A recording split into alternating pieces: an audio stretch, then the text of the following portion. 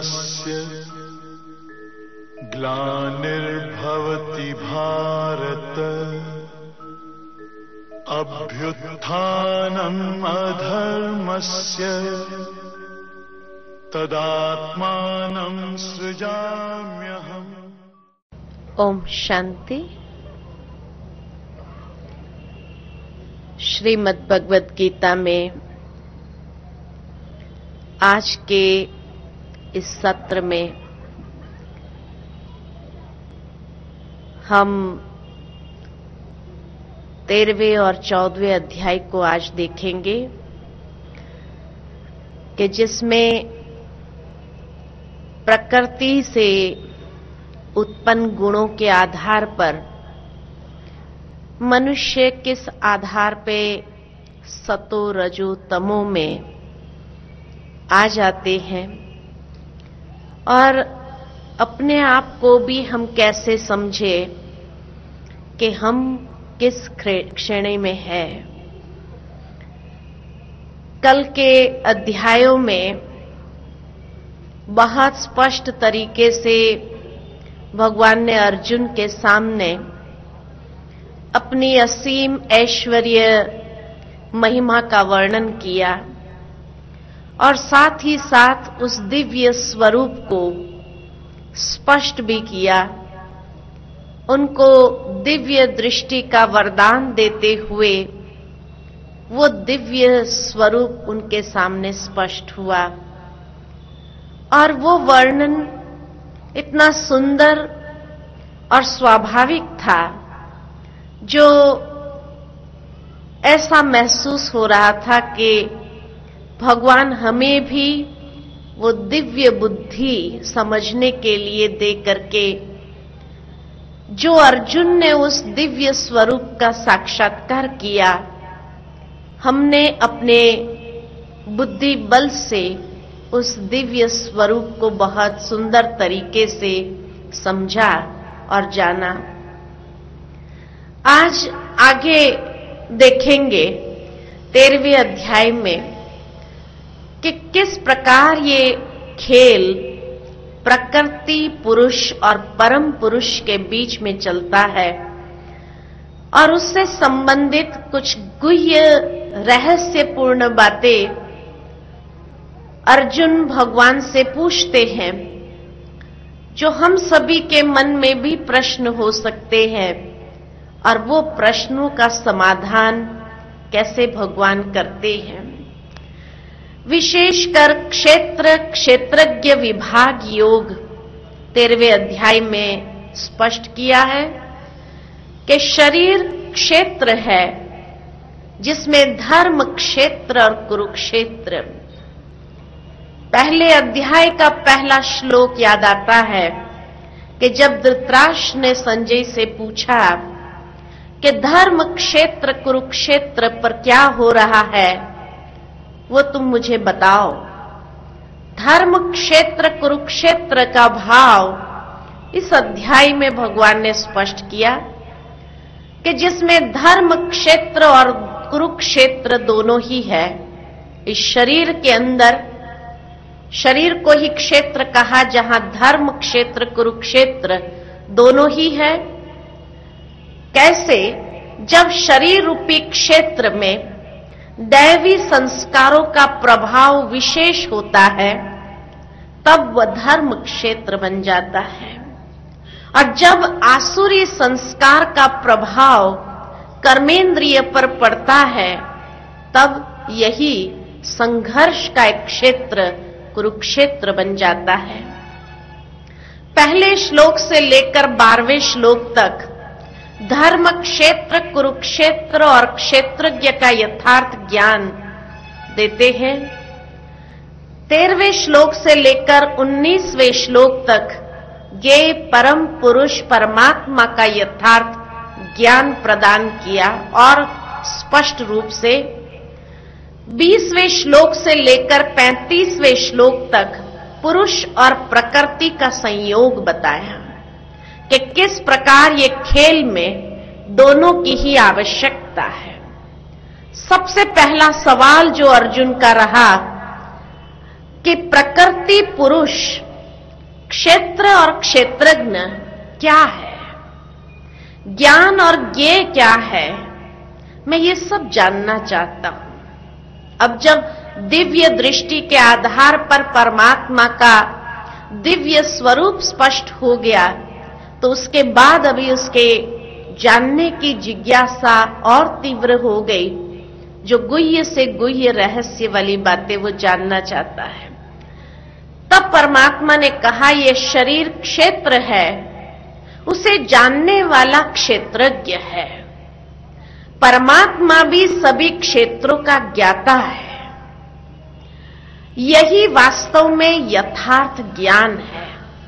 और ये यथार्थ ज्ञान के और डिटेल बताते हैं कि पंच महाभूत, अहंकार युक्त मन और बुद्धि, 10 इंद्रियां, 5 इंद्रिय विशेष, शब्द स्पर्श रूप रस और गंध, और इच्छा द्वेष सुख दुख संघात तथा जीवन के लक्षण, इन सबको कर्म का क्षेत्र कहा जाता है।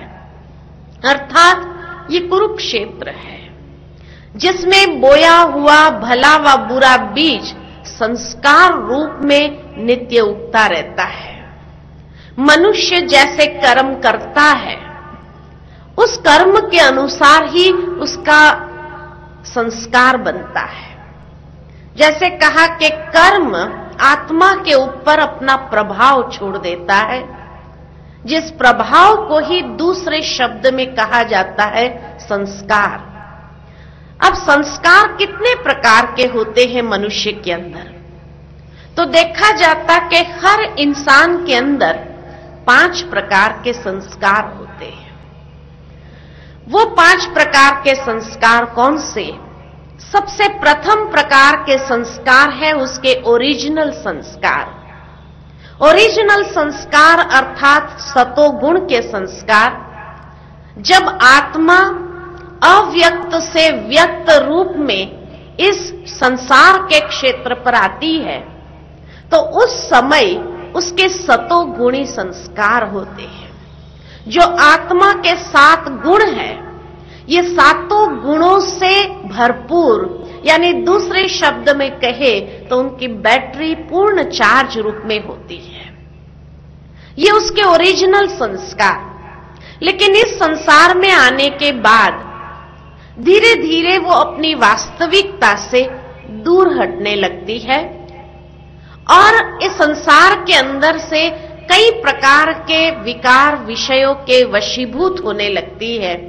तो वो 7 गुणों से भरपूर संस्कार जो थे, वो धीरे धीरे लुप्त होकर के इस दुनिया के जो बुराइयों के आधार पर संस्कार बनते हैं, विशेषकर अज्ञानता और अहंकार से युक्त उसके कर्म होने लगते हैं। उस कारण से उसके अंदर वो संस्कार विशेष रूप में डेवलप होते हैं। तो वो है पहले प्रकार के संस्कार। दूसरे प्रकार के संस्कार है पूर्व जन्म के संस्कार। कोई आत्मा कहां से आई, कोई आत्मा कहां से आई, तो उस जन्म के संस्कार को भी साथ ले आती है, जो कई बार दिखाई भी देते हैं कि कोई 3 साल का बच्चा है और कंप्यूटर चलाने लग गया, 5 साल का बच्चा है शास्त्र का श्लोक बोलने लग गया, तो कहते हैं उसके पूर्व जन्म के संस्कार उदय हो गए। अब क्या उसी में उदय हुए, बाकी सब में नहीं हुए? उदय हर एक में होते हैं, लेकिन इंटेंसिटी में फर्क पड़ता है। किसी में बहुत तीव्र इंटेंसिटी से वो बाहर प्रकट हो जाते हैं, जो एक्सेप्शनल केस में दिखाई देते हैं, लेकिन किसी किसी में स्लो इंटेंसिटी से बाहर प्रकट होते हैं, तब वो दिखाई नहीं पड़ते। लेकिन वो बीच बीच में वर्तमान कर्म के साथ इंटरफियर अवश्य करता है, जो कभी कभी इंसान खुद भी समझ नहीं पाता है कि मैं ऐसा क्यों कर रहा हूं। एक उदाहरण याद आता है, सत्य घटना है कि एक बार एक बहन अपने छोटे से बच्चे को पढ़ा रही थी। बच्चा वैसे बहुत कोई इंटेलिजेंट नहीं था, मीडियम कोर के पढ़ाई में उसका मार्क्स आता था। छोटा सा ही तो बच्चा था, केजी में या फर्स्ट में था। अब वह मां को इतनी अपेक्षाएं थी उस बच्चे के प्रति कि मेरा बच्चा हर बात में फर्स्ट आना चाहिए, और इसीलिए उसके प्रति विशेष ध्यान भी देती थी। लेकिन वो बच्चे की मन की एकाग्रता थोड़ी कम थी, और इसलिए पढ़ाते समय स्पेलिंग उसको देती थी 1 2 3 लिखने की। वो बच्चा जब भी 40 लिखने जाता था वो गलती करता था। 40 लिखना उसको नहीं आता था, बाकी तो सारी स्पेलिंग ठीक लिख देता था, लेकिन 40 में उसकी गड़बड़ अवश्य होती थी। अब ये मां भी पीछे पड़ गई कि 40 क्यों नहीं आता है, 40 आना ही चाहिए। अरे भाई, एक स्पेलिंग नहीं आ रही है, क्यों पीछे लग रहे हैं? लेकिन नहीं, उसको लगा कि एक भी स्पेलिंग मिस्टेक इसकी नहीं होनी चाहिए। एक दिन वो मां बाजार में गई कुछ सब्जी खरीदने के लिए। जब वापस आती है तो देखती है कि बच्चा बाहर खेल रहा है। तो उसको बहुत गुस्सा आया कि कल तेरी एग्जाम है, तेरे को 40 लिखना अभी तक आता नहीं है और तू बाहर खेल रहा है। और तुरंत उसने बच्चे को बुलाया और वो सब्जी लेकर के सामने सब्जी काटने बैठी और बच्चे को सामने बिठाया कि चलो स्पेलिंग लिखो, 1 2 3 लिखो। वो बच्चे ने लिखना शुरू किया। लिखते लिखते फिर 40 पर आया और उसकी गलती हो गई। जैसी गलती हुई, उस मां को इतना गुस्सा आया कि जो हाथ में चाकू था वही उसको ठोस दिया। अब वो बच्चा तो मर गया। बाद में इतनी रोए, इतने पश्चाताप करे कि मैं तो उसको सिखाना चाहती थी, पता नहीं मेरे से कैसे हो गया, चाकू कैसे चल गया। अब ये तो हर एक जानता है कि जहां मां का बच्चे के साथ इतना लगाव है, वो कोई जानबूझ करके तो ऐसा कार्य नहीं करेगी। लेकिन इसको क्या कहेंगे? यही कहा जाता है, उसका वैसे रैशनल एक्सप्लेनेशन कोई नहीं है, लेकिन इतना ही कहा जाता है कि कोई जन्म का ये दोनों आत्मा के बीच कर्मों का हिसाब किताब जो था, वो इस जन्म में मां और बेटे के रूप में आकर चुकता हुआ। अब वो कोई जन्मों का हिसाब किताब इस जन्म में भी 25 साल के बाद वो उभरता है, और इतना तीव्र गति से वो संस्कार पूर्व जन्म का क्रियान्वित हो जाता है कि वो मां की बुद्धि या विवेक कार्य नहीं कर पाया कि वो क्या कर रही है, और उसकी इंद्रियां इस प्रकार चल गई जो उसको पता भी नहीं चला। ठीक इसी प्रकार काफी सालों तक वो सुषुप्त रह सकता है, लेकिन जब उसका उदय होने का समय आता है, कभी कभी वो पूर्व जन्म का संस्कार इतना तीव्र वेग से चलता है कि समझदार से समझदार व्यक्ति भी समझ नहीं पाता कि उससे कैसे ये कार्य हो गया। कई बार समझदार व्यक्ति कोई गलती कर देते हैं और उसके बाद उनको पूछो ये कार्य कैसे किया आपने, आप तो इतने समझदार है, आपने ये कार्य कैसे किया? तो क्या कहते? पता ही नहीं चला, कैसे हो गया ये पता ही नहीं चला। यानी उस वक्त पूर्व जन्म के संस्कार ने विवेक के ऊपर अपना कब्जा पा लिया कि वो किस प्रकार का कर्म करने जा रहा है, उसकी सुध बुध भी उसको नहीं रही। तो ये पूर्व जन्म का संस्कार क्रियान्वित होता है और बीच बीच में इस जन्म के कर्म के साथ वो इंटरफियर करता है, और जब वो इंटरफियर करता है तब व्यक्ति की बुद्धि और विवेक काम करना बंद हो जाता है और वो कर्म प्रत्यक्ष में हो जाता है। ये दूसरे प्रकार के संस्कार है। तीसरे प्रकार के संस्कार है खानदानी संस्कार, माता पिता द्वारा प्राप्त संस्कार। कोई बच्चा मां जैसा है, कोई बच्चा पिता जैसा है और कोई बच्चा दादा जैसा भी होगा। यानी ये खून के संस्कार है। एक बार एक छोटा बच्चा 10-12 साल का होगा, बहुत झूठ बोलता था, बात बात में झूठ बोलता था। कई बार मैंने उसको देखा झूठ बोलते हुए। आखिर एक दिन मैंने उसको बुलाया और उसको पूछा, तू झूठ क्यों बोलता है? हंसने लगा, वो भी जानता था झूठ बोलता। मैंने उससे पूछा, अच्छा ये बताओ कि ये झूठ बोलने से तुम्हें क्या मिला? तो कहने लगा, कुछ नहीं। फिर क्यों झूठ बोलना चाहिए? तो कहने लगा, बस ऐसे ही बोल देता। मैंने उस बच्चे को समझाना चाहा कि देखो, तुम झूठ बोल करके अपना व्यक्तित्व कैसे बना रहे हो, तुम्हारा भविष्य कैसे बनेगा। कई कहानियां सुनाई, उदाहरण सुनाया।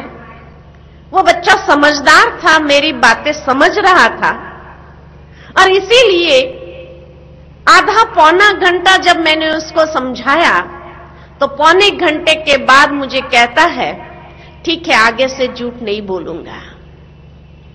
मैंने उसको कहा, प्रॉमिस करो तुम कभी झूठ नहीं बोलोगे। तो कहता है, प्रॉमिस करता हूं कभी झूठ नहीं बोलूंगा। जैसे हम दोनों बात कर रहे थे, हमारी बात एक बुजुर्ग व्यक्ति सुन रहे थे। उस बच्चे ने जैसे कहा कि प्रॉमिस करता हूं कभी झूठ नहीं बोलूंगा, तो वो बुजुर्ग भाई को हंसी आ गई। मैंने पूछा, आप क्यों हंसे? तो कहने लगे, दीदी ये प्रॉमिस जो किया ना ये भी झूठ है। मैंने कहा, कैसे कह सकते हैं कि ये झूठ बोल रहा है? क्या इसका दोष नहीं है, उसका बाप भी ऐसा ही है, बिना मतलब उसको झूठ बोलना ही है। जब तक ये झूठ नहीं बोलते ना तब तक इनकी रोटी हजम नहीं होती है। और उसके दादा को भी मैंने देखा था, वो भी ऐसा ही था। ये खानदानी संस्कार है। झूठ बोलना ये इस बच्चे का संस्कार नहीं, लेकिन खानदानी संस्कार है। आज ये बच्चे ने भले महसूस भी किया, लेकिन वो खून थोड़ी बदली हो गया, इसलिए ये पुनः झूठ बोलेगा। उस बात के लिए तो उसको अपने आप से बहुत मेहनत करनी पड़ेगी, तब उस संस्कार को वो परिवर्तन कर सकता है। कहने का भावार्थ ये तीसरे प्रकार के संस्कार है। चौथे प्रकार के संस्कार जो इस जन्म में हम नए बनाते हैं, संग के प्रभाव में आकर के, वातावरण के प्रभाव में आकर के। कई बार हम देखते हैं अच्छे घर के बच्चे होते हैं, परंतु कहीं बुरी संगत में लगते हैं, हॉस्टल में पढ़ने जाते हैं या स्कूल बोर्डिंग होती है, तो वहां पढ़ने जब जाते हैं और बुरी संगत में लग जाते हैं, तो किस प्रकार वो संग के प्रभाव में आकर के ऐसे कर्म करने लगते हैं कि जिस कर्म के कारण ऐसे उसके संस्कार होते हैं, जो मां बाप को जब पता चलता है और उस बच्चे को सावधान करने का प्रयत्न करते हैं कि बेटा ये चीज ठीक नहीं है, ये कर्म ठीक नहीं है हमारे लिए, वो मां बाप को छोड़ने लिए तैयार हो जाता है, लेकिन उस संग को छोड़ना नहीं चाहता है। इतना परवश है, पर अधीन है उस संग के, उस वातावरण के, और उस आधार पर इस जन्म में नए संस्कार उसके बनते जाते हैं। और यही संस्कारों के आधार पर उसका एक व्यक्तित्व बनता है। इंसान का व्यक्तित्व जो है वो एक बर्फ की शिला जैसा है। जैसे बर्फ की शिला ऊपर से सिर्फ 10% दिखाई देती है, नीचे 90% उसका भाग दिखाई नहीं देता है। ठीक इसी प्रकार इंसान का जो व्यक्तित्व है, जो हमें दिखाई देता है, वो सिर्फ 10% है। हम किसी व्यक्ति को जानते हैं, सिर्फ 10% जानते हैं, बाकी 90% उसके व्यक्तित्व को शायद वो खुद भी नहीं जानता है। इतना वो सुषुप्त है अंदर से, जो वो खुद भी जान नहीं पाता है। और उसके व्यक्तित्व को कंट्रोल करने वाले ये 4 संस्कार जो है, 4 प्रकार के संस्कार, ये एक ड्राइविंग फोर्स बन जाते हैं अंडर करंट के रूप में, जो उसके व्यक्तित्व को कंट्रोल किया हुआ है। अब उस संस्कार को अगर खत्म करना हो और अपने व्यक्तित्व को परिवर्तन करना हो तो कैसे करें? तो उसके लिए जैसे कहा जाता है, लोहे से लोहा कटता है, हीरे से हीरा कटता है, ठीक इसी प्रकार संस्कार से संस्कार को काटा जा सकता है। यानी ये 4 प्रकार के संस्कार को काटने के लिए 5वें प्रकार के संस्कार को जागृत करना होता है। और वो 5वें प्रकार के संस्कार है दृढ़ता के संस्कार, विल पावर के संस्कार। व्यक्ति एक बार अपने मन के अंदर कोई बात को ठान लेता है तो उसको कोई नहीं रोक सकता।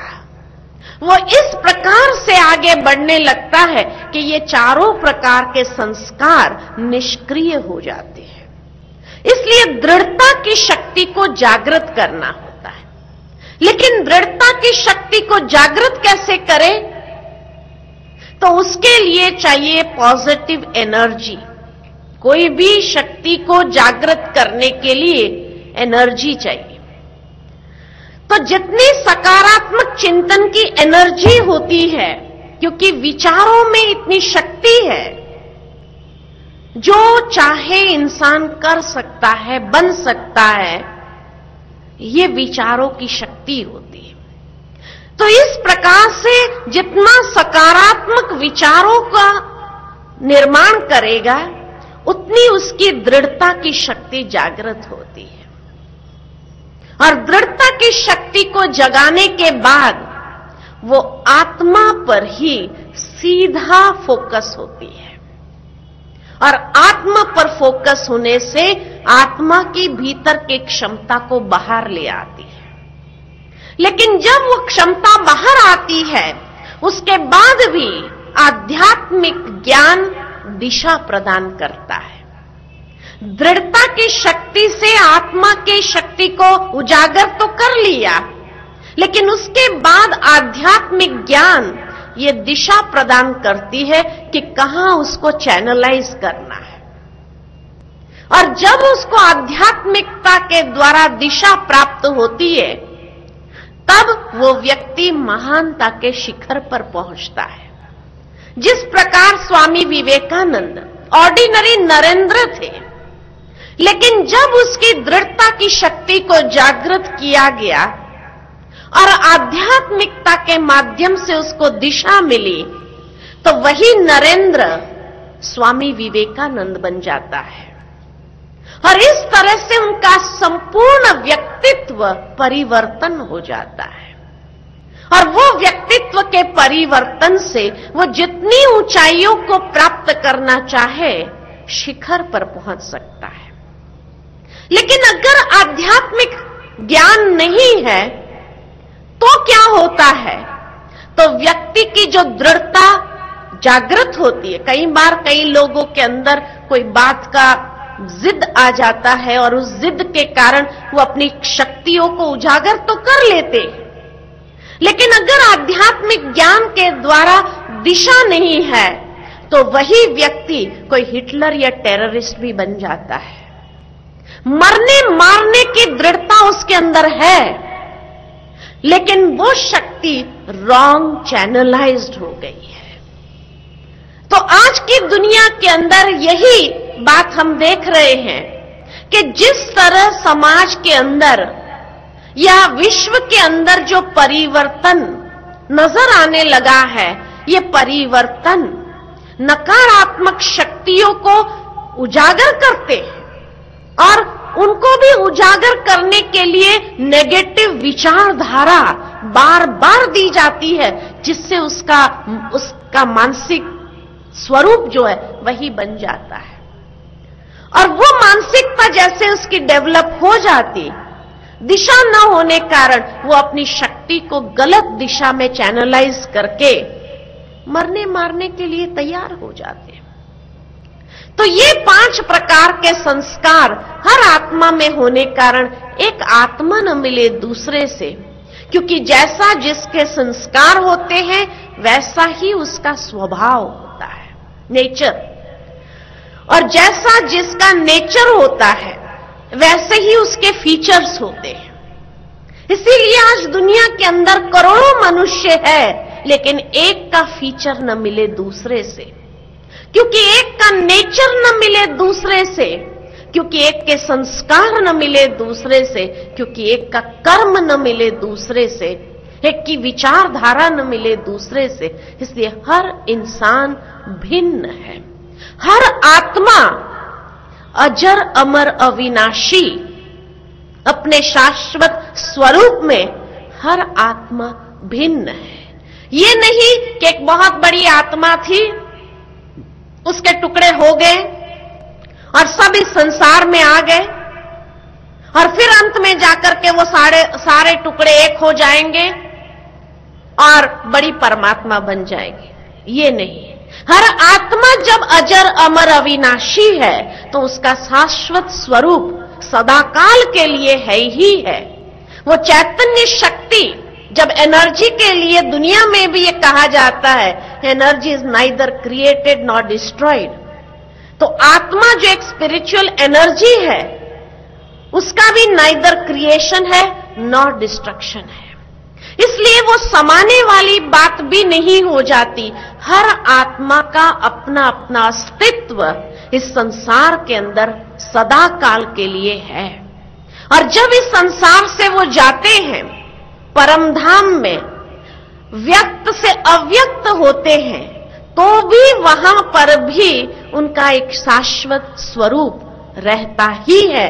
तो हर आत्मा भिन्न है, इसलिए एक आत्मा न मिले दूसरे से। और फिर भगवान धर्म क्षेत्र और कुरुक्षेत्र के विषय में स्पष्ट करते हैं कि धर्म क्षेत्र में यथार्थ ज्ञान युक्त कर्म करने का आधार है। और वो आधार कौन से हैं? तो जो शुभ गुण है, सद्गुण है, वही उसके ज्ञान युक्त कर्म करने के या धर्म क्षेत्र में प्रवृत्त होने के आधार है। जैसे कि विनम्रता, दंभहीनता, अहिंसा, सहनशीलता, सरलता, आज्ञाकारी बनना, पवित्रता, स्थिरता, आत्म संयम, इंद्रिय तृप्ति के विषयों का परित्याग, निरअहंकारी, वैराग्य, अनासक्त, नष्ट मोहा, हर परिस्थिति में संतुलित, अनन्य अव्यभिचारिणी भक्ति भाव, एकांतवासी, उपरामता, आत्म अनुभूति एवं परमात्मा अनुभूति करने की इच्छा, ये सारे ज्ञान युक्त कर्म करने के आधार या धर्म क्षेत्र की प्रवृत्ति को बढ़ाने के आधार है। फिर भगवान ने कहा अज्ञेय परम पुरुष के विषय में सुनो। आत्मा के अपने क्वालिफिकेशन है, परमात्मा का अपना है। तो परमात्मा के विषय में और स्पष्टीकरण करते हैं भगवान इस अध्याय में कि परमात्मा इंद्रियातीत है। यानी जैसे मनुष्य आत्माओं को ये स्थूल इंद्रियां होती है, परमात्मा इंद्रियों से परे है, अतीत है। वह निर्गुण एवं सर्व गुणों के सागर है। अब यहां एक विरोधाभास आता, निर्गुण भी है और सर्व गुणों का सागर भी है। निर्गुण का अगर शाब्दिक अर्थ लिया जाए तो निर्गुण माना जिसमें कोई गुण नहीं, लेकिन फिर भी वो सर्व गुणों का सागर है। ये कैसे हो सकता है कि निर्गुण और सर्वगुण? निर्गुण माना जिसके अंदर मनुष्य सदृश गुण नहीं है, लेकिन जो गुणों में अनंत है, उस रूप में उसको कहा निर्गुण। जैसे परमात्मा को निराकार कहा, निराकार का शाब्दिक अर्थ अगर लिया जाए तो जिसका कोई आकार नहीं, लेकिन परमात्मा का कोई आकार नहीं, तो बिना आकार की तो कोई चीज इस संसार में होती ही नहीं है। हवा है जो दिखाई नहीं देती है, लेकिन फिर भी उसका नाम और एक आकार है कि चित्रकार को अगर चित्र निकालना हो और उसको चक्रवात तूफान दिखाना हो तो दिखा सकता है कि नहीं दिखा सकता है। तो जो हवा का आकार नहीं है उसको भी एक चित्रकार अपने चित्र में ढाल देता है कि चित्र देखकर कहेंगे बड़ी तूफानी हवा चल रही है। और शांत प्रकृति दिखानी है तो भी दिखा सकता है कि जैसे हवा चल ही नहीं रही है, जैसे पत्ता भी हिल नहीं रहा है, पूरा प्रतिबिंब पानी के अंदर नजर आता है। तो जो हवा का आकार नहीं है उसको भी एक चित्रकार अपने चित्र के अंदर ढाल सकता है, तो क्या परमात्मा स्वयं को नाम रूप आकार नहीं होगा? लेकिन निराकार का भाव है यहां कि जिसका आकार मनुष्य सदृश नहीं है, उस अर्थ में कहा निराकार। तो निर्गुण माना जिसके अंदर मनुष्य सदृश गुण नहीं है, लेकिन जो गुणों में अनंत है। फिर आगे कहते हैं सूक्ष्म होने कारण वह भौतिक इंद्रियों के द्वारा जानने व देखने से परे है। इन चरम चक्षुओं से उसको देखा नहीं जा सकता है या जाना नहीं जा सकता है, लेकिन फिर भी वह न्यारा और प्यारा है। वह संसार में उत्पत्ति, पालना और संहार के करण करावनहार है, क्योंकि ब्रह्मा विष्णु महेश के माध्यम से वो अपना कार्य कराता है। खुद करता नहीं है, कराता है, इसलिए उसको करण करावनहार कहा। वह प्रकाशमान है, पूर्ण ज्ञान स्वरूप और ज्ञान का सागर है और ज्ञान का लक्ष्य है।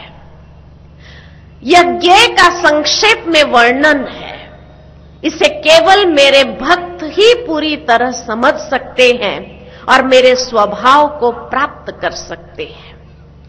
भक्त यानी जो अनन्य भाव से उसको याद करते हैं, उसके प्रति समर्पण भाव है, वही उसको जान सकते हैं, समझ सकते हैं और उस दिव्य स्वभाव की ओर वो आकर्षित होते हैं और उसी के आधार पर उस दिव्य स्वभाव को अपने अंदर भी प्राप्त कर सकते हैं। तो ये है परमात्मा के विषय में स्पष्टीकरण, जो और अधिक रूप से 21 श्रेणियों के आधार पर तो उसने अपनी ऐश्वर्य, असीम ऐश्वर्य, सौंदर्य का वर्णन किया, लेकिन उसके बाद और उसके कर्तव्य के आधार पर स्पष्टीकरण मिलता है। फिर भगवान यहां प्रकृति और पुरुष किस तरह इस संसार के खेल में अपना कार्य करते हैं। तो प्रकृति और पुरुष अनादि है, ये तीनों अनादि अविनाशी है। प्रकृति, पुरुष और परम पुरुष परमात्मा। कार्य और कारण को उत्पन्न करने में हेतु प्रकृति है। अब यहां प्रकृति का भाव है व्यक्ति का अपना स्वभाव। जैसी उसकी प्रकृति होती है, स्वभाव होता है, उसी के अनुसार वो कार्य भी करता है और कार्य और कारण को उत्पन्न करता है। कार्य करने के लिए भी कारण को उत्पन्न करता है, जैसा व्यक्ति का अपना नेचर, प्रकृति होती है। किसी के अंदर सात्विक प्रकृति होती है तो उसके कार्य, कर्म करने का कारण उस अनुसार होता है। जिसकी रजो प्रकृति होती है तो उसके कार्य भी वैसे होते हैं, और जिसकी तमो प्रकृति है उसके कार्य भी वैसे होते हैं। पुरुष और प्रकृति के योग से जीवन व्यतीत होता है। ये दोनों का जब संबंध हुआ, ये शरीर माना प्रकृति के 5 तत्व और पुरुष यानी आत्मा, जब इन दोनों का योग होता है, योग माना संबंध होता है, तब जीवन व्यतीत होता है। पुरुष प्रकृति के साथ मिलकर शरीर का भरण पोषण करता है, उसके साथ सुख दुख को भोगता है और स्वयं को उसका स्वामी मानकर अधीन करके चलाता भी है। ये प्रकृति को अधीन करके चलाता भी है और कर्म अनुसार वह मानव देह को प्राप्त करता है। जो पुरुष और प्रकृति के संयोग से हुए कर्म की गुह्य गति को समझ लेता है, वह कर्म बंधन से मुक्त हो जाता है। इतनी स्पष्ट जानकारी परमात्मा ने ये पुरुष और प्रकृति के बीच बताई और फिर आगे कहा कि आत्म अनुभूति, आत्म साक्षात्कार, ये कुछ लोग ध्यान द्वारा, कुछ लोग ज्ञान द्वारा और कुछ लोग कर्म योग द्वारा समर्पण के साथ नियत कर्म में प्रवृत्त होते हैं। यानी आत्म अनुभूति करनी है, आत्म साक्षात्कार करने हैं, तो उसके ये 3 मार्ग बताए। कुछ ध्यान द्वारा कर सकते हैं आत्म अनुभव, कुछ लोग ज्ञान से समझ करके, लॉजिकल माइंड जो है, रैशनल थिंकिंग वाले जो है, वो ज्ञान के द्वारा उस चीज को समझ करके उसका अनुभव करते हैं और कुछ प्रैक्टिकल कर्म द्वारा मन के अंदर जब समर्पण भाव को लेकर के नियत कर्म में प्रवृत्त होते, उसी के द्वारा उसका अनुभव करते हैं। और जो उसकी विधि नहीं जानते, वे लोग तत्व स्थित महापुरुषों द्वारा सुनकर आचरण करते हैं। जिसके अंदर इतनी क्षमता भी नहीं है कि अपने आप से वो कर सके, तो जो आत्माएं महान है, जिन्होंने इस तत्व को समझा हुआ है, उसके द्वारा वो सुन करके अपने जीवन में प्रेरणा प्राप्त करते हैं और आचरण में आते हैं। जो पुरुष साक्षी भाव में स्थित होकर के कर्म करता है और समदृष्टि रखकर व्यवहार करता है, ईश्वर को सर्वज्ञ जानता है, वह अपना शत्रु कभी नहीं बनता है। क्योंकि जैसे पहले अध्यायों में बताया कि मन ही अपना मित्र है और अपना शत्रु है, तो किस प्रकार वो शत्रु बन जाता है, कैसे वो मित्र बनता है। तो जो पुरुष, जो आत्मा साक्षी भाव से कर्म करता है, सम दृष्टि रख करके व्यवहार करता है, ईश्वर सब कुछ जानने वाला है, ये जानते हुए कर्म करता है, वो कभी भी अपना शत्रु नहीं बनता और वह श्रेष्ठ गति को प्राप्त होता है। लेकिन साथ साथ और इसके विशेषण और उसकी विशेषताओं का वर्णन किया कि विवेकवान पुरुष यह देखता है कि सारे कार्य शरीर द्वारा संपन्न किए जाते हैं और वे ये भाव विकसित करके कर्म करता है कि स्वयं और सब में, हर एक के अंदर एक दिव्य अविनाशी आत्मा है। यानी आत्म भाव को जागृत करता है। विवेकवान मनुष्य जो शरीर द्वारा कर्म करते हैं और साथ ही ये भाव विकसित करता है कि हर शरीर के अंदर भी एक चैतन्य शक्ति, दिव्य अविनाशी आत्मा है जो शाश्वत है, जिससे वह कर्म बंधन नहीं बनता। या आत्म भाव में स्थित होकर के कर्म करो, हर एक को आत्म रूप में देख करके कर्म करो, तो कभी भी कर्म के बंधन में नहीं बंधेंगे। जिस प्रकार, बहुत सुंदर उदाहरण दिया कि जिस प्रकार सूर्य एक है और सारे ब्रह्मांड को प्रकाशित करता है, ऐसे परमात्मा ज्ञान सूर्य अपनी ज्ञान किरणों से सबकी चेतना में ज्ञान प्रकाश फैलाते हैं। और जो लोग ज्ञान चक्षु से क्षेत्र और क्षेत्रज्ञ के अंतर को समझ लेते हैं, वह श्रेष्ठ गति को प्राप्त करते हैं। भावार्थ यह है कि आज जीवन के अंदर ज्ञान की आवश्यकता क्या है।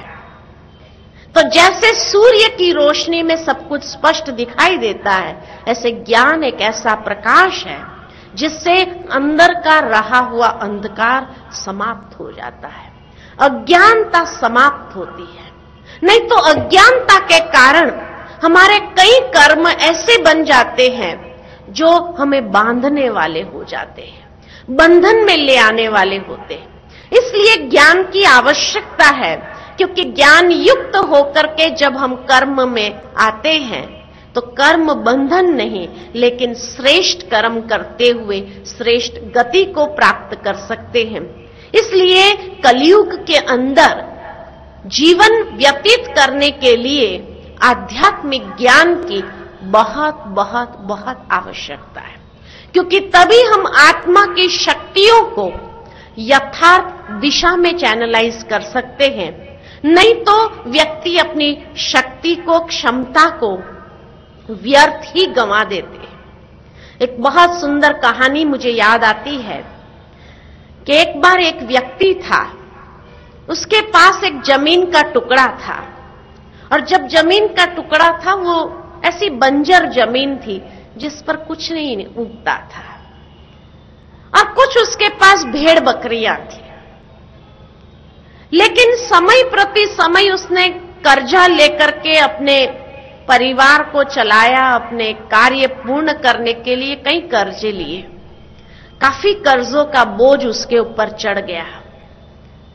अब वो एक दिन वो बंजर जमीन के टुकड़े पर अपनी खाट डाल करके सोच रहा था कि इतना कर्जा बढ़ गया है और ये 8-10 भेड़ बकरियां सिर्फ मेरे पास है, उसको बेच करके भी मैं अपना कर्जा तो चुका नहीं सकता, और ये बंजर जमीन में तो कुछ नहीं होने वाला है।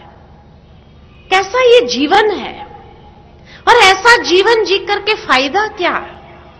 इतना उदासीन हो गया अपने जीवन से कि उसके अंदर मन में यही विचार आया कि ये जीवन का अंत कर देना ही ठीक है। ऐसा जीवन कब तक मैं जीता रहूं? ऐसी भावनाएं, उसकी निराशावादी की भावनाएं अंदर में चल रही थी। उतने में उसने देखा कि दूर से कुछ लोग आ रहे हैं उसके पास में। 5-6 लोग थे। जैसे उसके पास आए तो वो लोगों ने सवाल पूछा कि ये जमीन का टुकड़ा जो है ये किसका है? तो उसने कहा मेरा है। तो वो लोगों ने कहा कि ऐसा है कि हम सरकार के तरफ से आए हैं और हम लोगों के अपने रिसर्च के आधार पर हमें पता चला है कि इस जमीन के नीचे बहुत तेल है, खनिज है नीचे, और इसलिए हम थोड़ा ड्रिलिंग करना चाहते हैं कि सचमुच हमारा रिसर्च सही है या गलत है। तो उसने सोचा कि वैसे भी बंजर जमीन है, कोई काम की तो है नहीं, भले ड्रिलिंग करो। तो वो लोगों ने जब ड्रिलिंग किया तो पता चला कि प्रतिदिन 1,25,000 बैरल तेल निकल सकता है, इतना नीचे तेल है। तो इतनी समृद्ध ये जमीन है, तो उन्होंने कहा कि हमें आप ये जमीन का टुकड़ा बेच देंगे, जितने करोड़ आप कहेंगे उसके लिए हम ये जमीन आपको, माना इसके पैसे आपको देंगे। तो वो व्यक्ति सोचने लगा कि अभी 5 मिनट पहले मैं अपने भाग्य को कोस रहा था कि मैं कितना गरीब हूं, इतना कर्जा है मेरे ऊपर, वो कर्जा कैसे चुकाऊंगा, इससे तो मर जाना ठीक है। कितनी नेगेटिव भावनाएं मेरे मन के अंदर स्वयं के प्रति आ रही थी। लेकिन इस जमीन के नीचे इतना अमूल्य धन है, उसका मुझे कोई ज्ञान ही नहीं था। ठीक इसी प्रकार व्यक्ति के भीतर भी अथाह शक्ति, अथाह क्षमता है, लेकिन जब तक वो शक्ति और क्षमता को जानता नहीं है, उसको बाहर लाता नहीं है, तब तक वो भी आध्यात्मिक रूप से गरीब है, आध्यात्मिक खजानों से वंचित है। लेकिन जब आध्यात्मिक ज्ञान के माध्यम से अपनी वास्तविकता को जानता है और उस शक्ति को अगर वो उजागर करता है, बाहर ले आता है, तो उसके जैसा समृद्ध इस संसार में कोई नहीं।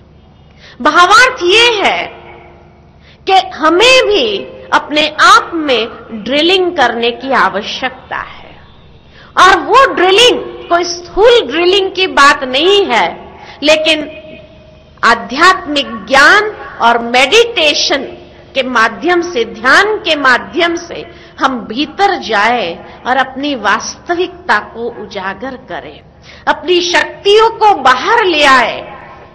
और जितना उस शक्तियों को बाहर ला सकते हैं, उतनी श्रेष्ठ गति को हम प्राप्त कर सकते हैं। तो यही बात भगवान अर्जुन को स्पष्ट करना चाहता था।